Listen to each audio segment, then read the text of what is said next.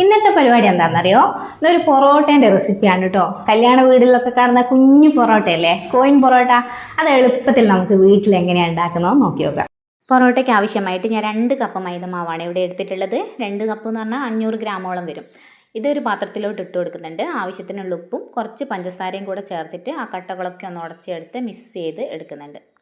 അതിനുശേഷം ഇനി കുറച്ച് വെള്ളം ചേർത്ത് കൊടുത്ത് നന്നായിട്ട് ഇതൊന്ന് കുഴച്ചെടുക്കണം. നമ്മൾ കുഴച്ചെടുക്കുന്ന അടിപൊളിയായി കഴിഞ്ഞാൽ നല്ല അടിപൊളിയായിട്ട് പൊറോട്ട നമുക്ക് ചുട്ടെടുക്കാൻ പറ്റും കേട്ടോ. എനിക്ക് തയ്യാറാക്കാൻ പറ്റിയ നിങ്ങൾക്ക് എന്തായാലും തയ്യാറാക്കാൻ പറ്റും. ഞാനിത് നന്നായിട്ട് വെള്ളം ഒഴിച്ച് അടിപൊളിയായിട്ട് കുഴച്ചെടുക്കുന്നുണ്ട്. നിങ്ങൾക്ക് 2 കൈയും വെച്ച് നന്നായിട്ട് കുഴച്ചെടുക്കാം കേട്ടോ. അതിനുശേഷം നമ്മളിതിലോട്ട് ഓയിൽ ഒഴിച്ച് കൊടുക്കണം. ഓയിൽ ഒഴിച്ചതിന് ശേഷം നന്നായിട്ട് ഇതുപോലെ തന്നെ നമ്മളൊന്ന് കുഴച്ചെടുക്കണം. ഞാനിവിടെ എടുത്തിട്ടുള്ളത് RCMൻ്റെ തവിടെണ്ണയാണ് കേട്ടോ. വെളിച്ചെണ്ണയ്ക്ക് ഇപ്പോൾ നല്ല വിലയല്ലേ. മാത്രമല്ല തവിടെണ്ണ നമ്മുടെ ആരോഗ്യത്തിനും നല്ലതാണ്. ഞാനിത് ഒരു 3-4 ടേബിൾ സ്പൂൺ ഒഴിച്ച് കൊടുക്കുന്നുണ്ട്. അതിനുശേഷം ഇതുപോലെ തന്നെ നന്നായിട്ട് കുഴച്ച് കൊടുക്കുക. കുഴ നന്നായാൽ നമ്മുടെ പൊറോട്ട നന്നാവും. ഞാൻ പറഞ്ഞിട്ടില്ലേ, കുഴച്ച് നന്നായിട്ട് ഇനി ഒരു 1.5 മണിക്കൂർ നമുക്കിത് റെസ്റ്റ് ചെയ്യാൻ വേണ്ടിയിട്ട് വെക്കാം. ശേഷം ഇതിനി കുഞ്ഞു ബോൾസുകളാക്കിയിട്ട് നമുക്ക് മാറ്റി വെക്കണം. എല്ലാം ഒരു ചപ്പാത്തിയുടെ അത്രയും വലുപ്പത്തിൽ നമ്മുടെ ചപ്പാത്തിക്ക് ഉരുട്ടിയെടുക്കുന്നില്ലേ, അതുപോലെ കുഞ്ഞു ബോൾസുകളാക്കിയിട്ട് നമുക്കിത് മാറ്റി വയ്ക്കാം. എല്ലാം ബോൾസുകളാക്കിയിട്ട് കുറച്ച് എണ്ണ തൂവി കൊടുത്തിട്ട് ഒരു 1/2 മണിക്കൂർ വീണ്ടും നമ്മളിത് റെസ്റ്റ് ചെയ്യാൻ വേണ്ടിയിട്ട് വെക്കണം കേട്ടോ. ഇനി നമ്മുടെ പണി ഇതൊന്ന് പരത്തിയെടുത്ത് ചുറ്റിച്ചെടുക്കലാണ് കേട്ടോ. നമ്മളിത് പരത്തി അടിക്കുന്നൊന്നുമില്ല, എല്ലാവർക്കും എളുപ്പത്തിൽ ചെയ്യാൻ പറ്റും കേട്ടോ. നന്നായിട്ട് എണ്ണ നമ്മുടെ കയ്യിലാക്കുക, നന്നായിട്ട് ഇതുപോലെ നീളത്തിലൊന്ന് പരത്തിയെടുക്കുക. അതിന് ശേഷം ഇതുപോലെ ഞാനിതെല്ലാം ഇതുപോലെ ചുറ്റിച്ചെടുത്ത് വെച്ചിട്ടുണ്ട്. നിങ്ങൾ അവസാനത്ത് ഞാനൊന്ന് കാണിച്ചു തരാം. ഇതുപോലെ നീളത്തിൽ പരത്തിയെടുക്കുക.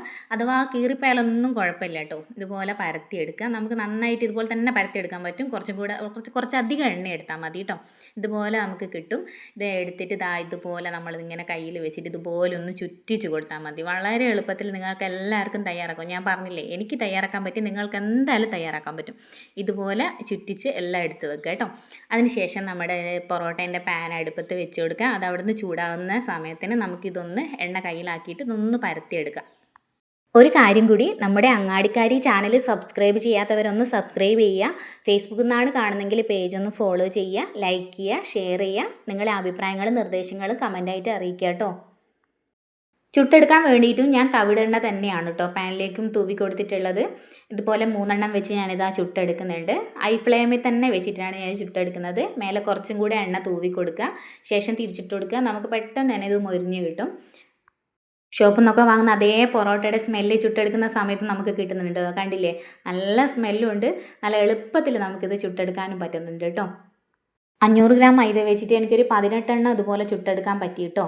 ഇനി ഇതെല്ലാം അട്ടിക്ക് വെച്ചിട്ട് നമുക്കിതൊന്ന് അടിച്ചെടുക്കണം. ഇത് നന്നായിട്ട് ചൂടോടെ തന്നെ അടിച്ചെടുത്ത് കഴിഞ്ഞാൽ നമ്മുടെ കോയിൻ പൊറോട്ട അടിപൊളിയായിട്ട് നമുക്കിവിടെ തയ്യാറായി കഴിഞ്ഞു കേട്ടോ. കാണാൻ നല്ല ഭംഗിയില്ലേ, കണ്ടില്ലേ. നമ്മളിതിൽ ഡാൽഡയോ മുട്ടയോ ഒന്നും കൂട്ടിയിട്ടില്ല, തവിടെണ്ണ മാത്രം ഉപയോഗിച്ചാണ് നമ്മളിത് തയ്യാറാക്കിയത്. നിങ്ങൾക്ക് ഇതുപോലെ നല്ല ടേസ്റ്റി ആയിട്ട് തയ്യാറാക്കാം കേട്ടോ. ചിക്കൻ്റെ കൂടെയൊക്കെ കഴിക്കാൻ നല്ല ടേസ്റ്റാണ്. ഞാനിവിടെ അയിലക്കറി വെച്ച് ടേസ്റ്റ് ചെയ്ത് നോക്കി, സൂപ്പറാണ് കേട്ടോ.